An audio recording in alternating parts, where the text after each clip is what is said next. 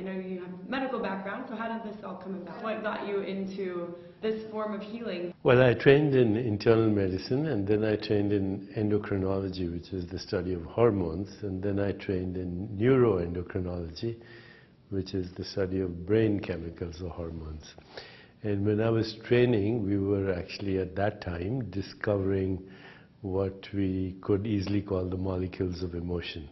So when you're experiencing peace or happiness or joy or love or anything like that, compassion, empathy, the so-called good feelings, then you make molecules like oxytocin, dopamine, serotonin, opiates or endorphins. And it turns out that these molecules actually are immunomodulators. They modulate the activity of the immune system. So as a result of my training, I became convinced that our emotional states influence our biology. So I've just talked to you about the good emotions, but if you have, say, anger, hostility, resentment, grievances, guilt, shame, cynicism, depression, then you don't make these happy molecules, you make sad molecules or stressful molecules like adrenaline and cortisol that raise your blood pressure, cause inflammation in the body, interfere with healing, and compromise the immune system.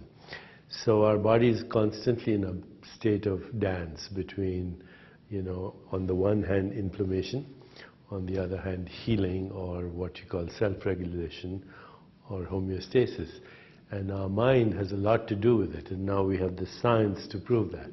Okay, and with obviously the way it's evolved from, even the Chopra Center in '96 till now, how much has this grown? Why do you think it's become something people are almost craving? They need it, like they're looking for it. Well, the reason the Chopra Center has grown, there are several reasons why the Chopra Center has grown. One is that the science has become very clear on what we call the mind-body-brain connection. There's a new science called epigenetics, which means we can even influence the activity of our genes, and we can talk about that if you want. Neuroplasticity, we can change the way our brain functions. And I've written a book with Rudy Tanzi, Harvard neuroscientist, called Superbrain on that. So one clear reason is that the science has evolved. The second reason is because the science has evolved, we've been teaching courses to physicians and health practitioners. In fact, we have one going on right now. It's called Journey into Healing. And this course is approved by the American Medical Association for what are called continuing medical education credits. So that's the second reason. We have approved courses. Third reason is we have affiliation with the University of San Diego Medical School to do research together. So those are the more, I might say, scientific reasons. The non-scientific reason is that we have launched a program every 3 months with Oprah Winfrey. It's a 21-day meditation experience, and by now over 2 million people have learned how to meditate online in the Oprah Deepak partnership or Chopra partnership. So wherever I go in the world, it could be Russia or China or Latin America, I ask my audiences how many people have done this, and about 10% raise their hands. So that's a direct effect, but it's also, there's a halo effect, because as a result of this, I've been on Oprah's Super Soul Sunday, etc., etc. So people find out about the center. And thirdly, I think finally the world is ready now to see that taking a pill or just having surgery is really treating the effects and not going to the root cause of illness. So that there's a greater sensibility now, understanding that it's not enough just to treat symptoms or effects. You need to go to the deeper causes of what makes us sick or what makes us healthy. Okay. And when I just think about, our San Diego 6 viewers, for example, who maybe sitting at home watching, they're thinking, oh, this hurts or that hurts, I just have to go get my painkiller or whatever it might be. obviously there's different steps they could be taking that might make them feel better for the long run. How Here are some easy of the could it be? simplest things Yeah. that you can do to improve your well-being right away. Make sure you get a good night's sleep, and that it's without alcohol or drugs. Even if you drink alcohol, then make sure that when you sleep, the effects have gone away. Because sleep is one of the most important ways that your body renews itself. So that's number one. Number two, make a daily practice of meditation. Take one of our online free courses, Chopra Center meditation.com. It's free. But make it a practice. Third is during the day, move. Even if you don't go to the gym or you don't do, vigorous training or yoga, just move all day. Don't be sitting more than 30 minutes at a time during the day. Ideally speaking, practice yoga if you can. Learn yoga, breathing techniques that go along with yoga, or Pilates, or something that allows your mind to connect with your body, because these techniques, yoga, martial arts, Pilates, these are not only good exercises for your body, but they connect your mind with your body. So those three. 4, don't eat food that is manufactured, processed, refined, has lots of sugar, is full of chemicals. So a lot of meat products these days, which come from literally factories, factory farmed foods, they contain antibiotics, steroids, and all kinds of chemicals that cause inflammation. I'd even go further and say try not to eat any GMO foods, because these genetically modified organisms change the way bacteria function in your gut, and those bacteria release chemicals that regulate our body's genes. So this is a new science. It's called understanding the microbiome. 90% of the cells in your body are not human, they're bacterial cells. They're everywhere, in your skin, under your fingernails, in your hair follicles, in your mouth, eyes. And these bacteria actually make chemicals, and 25% of the molecules in your circulation are made by these bacteria, so they're very important. And they regulate also your gene activity. So any food that's toxic, in the way I mentioned, will interfere with these bacteria and cause inflammation, and when it causes inflammation in the bacteria, your body gets inflamed. So food is very important. What else? Healthy emotions. Because if your emotions disconnect you from life, then that's going to cause the adrenaline and cortisol. Finally, drink lots of water. This is very simple. Anybody can do it. Yeah, it's free. It's free. All of these things. Okay, great. And so, nowadays, obviously, you've seen the science behind the meditation. Let's talk about that. You guys have tested it. What's come of that?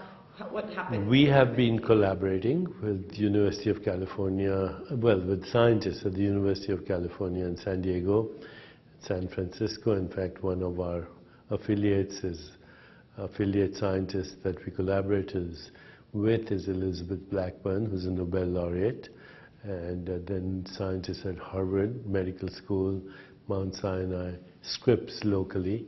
And what we found is that even within the first 4 days of meditation that people go through our course here called Seduction of Spirit, their enzyme telomerase, which controls the length of your chromosomes where your genes are, it goes up by 40%.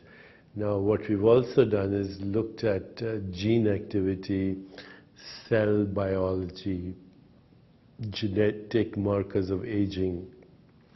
Everything improves in the good direction. Now this paper has not been published, but it's being written up right now and it will be published.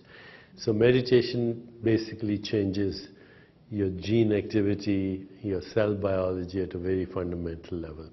But now what we're doing is we're doing another study. It's called SBTI for short, Self-Directed Biological Transformation Initiative, with all these scientists, where we're looking not only at meditation, but going on a healthy diet, sleep, yoga, breathing techniques, massage. You say, how does massage make a difference? Well, your skin is full of those microbes that are called the microbiome, and massage, especially with oils, even taking oils like sesame oil or primrose oil or olive oil or flaxseed oil, all these oils in small amount, they change the bacteria in a direction that's less inflamed. So taking these oils, taking high fiber, plant fiber, taking a healthy diet, massage, all influence your genetic activity and self-regulation. So we have a new frontier now in science which explains why these things not only feel good, but how they work. Okay. And then with the way, society is now, do you think they're ready for this change? They're ready for this shift that's happening?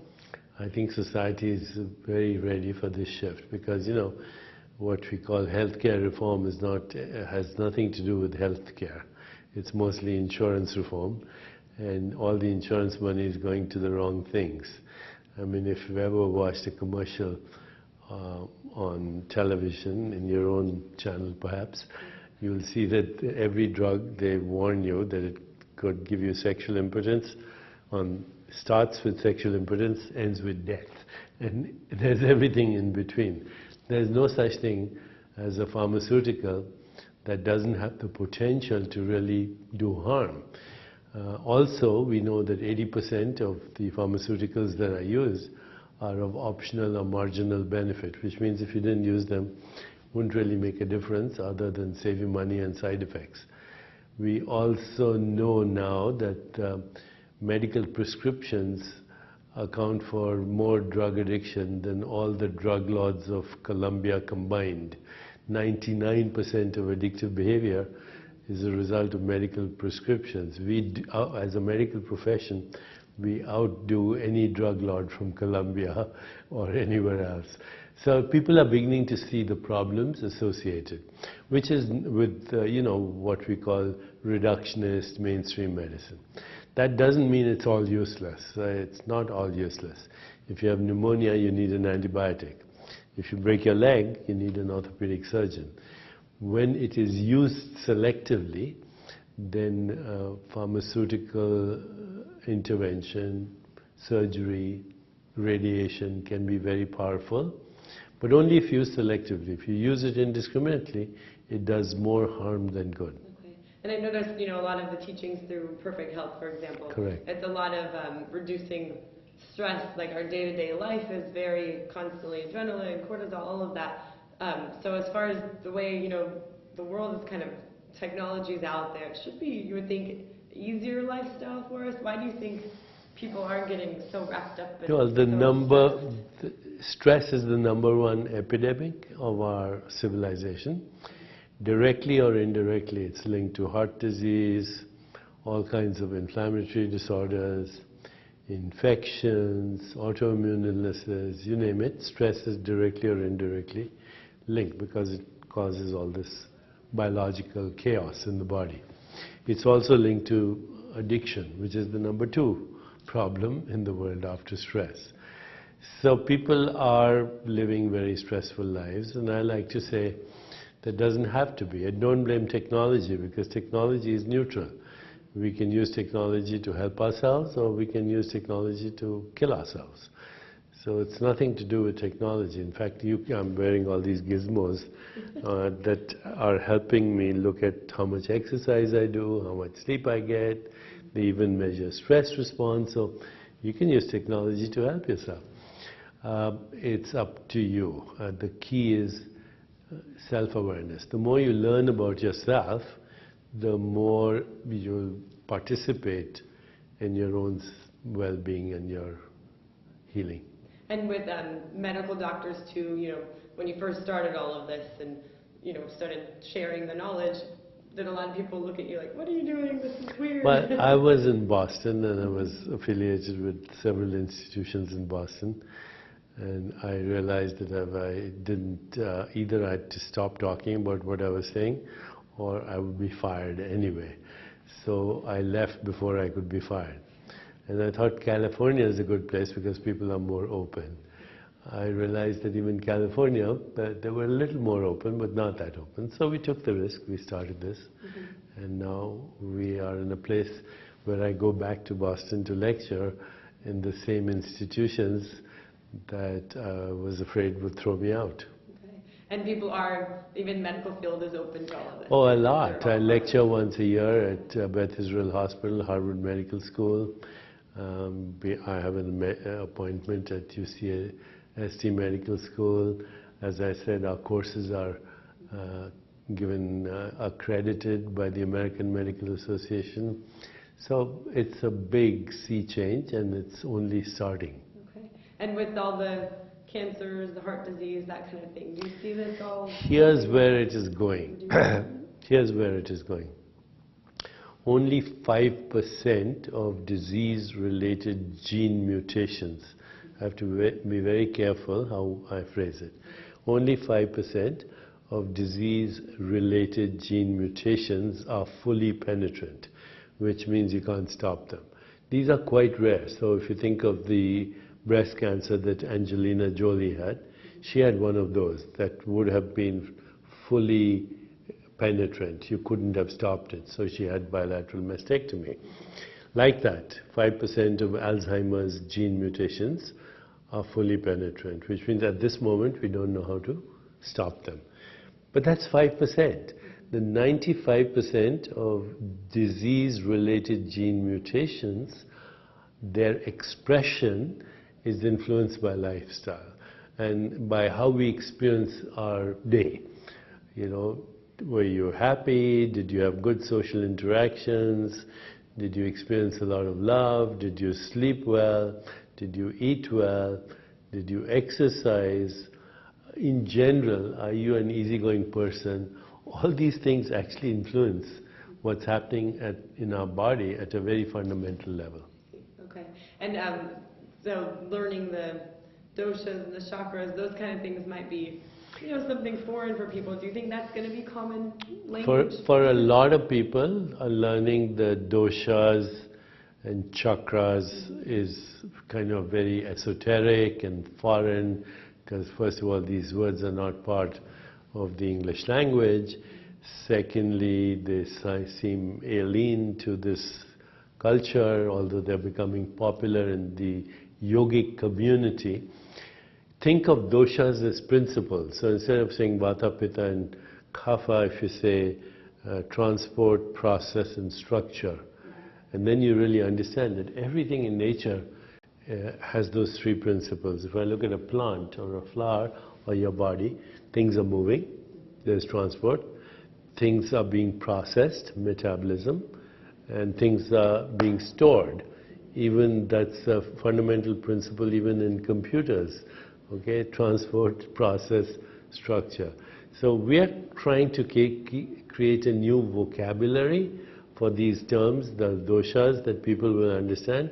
Also think of the chakras as points of awareness in the body, where your mind or your consciousness connects with your body. So the first chakra you can think of as just having to do with survival. The second chakra, you can think of it as to do with achievement.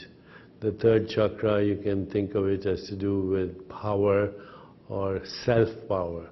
The fourth chakra, heart, everybody thinks of it as love and compassion, creative expression, intuition, insight, enlightenment. Now it makes all sense, you know. This is part of the yoga tradition, and it's a science. You know, there are two kinds of science. In the West, the science is empirical science. We look at what's out there. And in these Eastern traditions, the science was what's in here. So, you know, you need both kinds. You need what is called natural science to understand the world, but you need experiential science to understand yourself. Okay, very good. And is obviously San Diego kind of a good setting for all of these studies? People are willing to be involved in them, they want to I would say San Diego is a very cutting-edge place where we can bring together the best scientists, and we are actually collaborating with scientists in San Diego. and also people are open. And San Diego is the hub of a lot of really good technology. So actually, I'm in the process right now of creating a social network called bodymind.me, and this will be a global community focused on well-being, where we'll use these technologies that will quantify what's happening inside your body.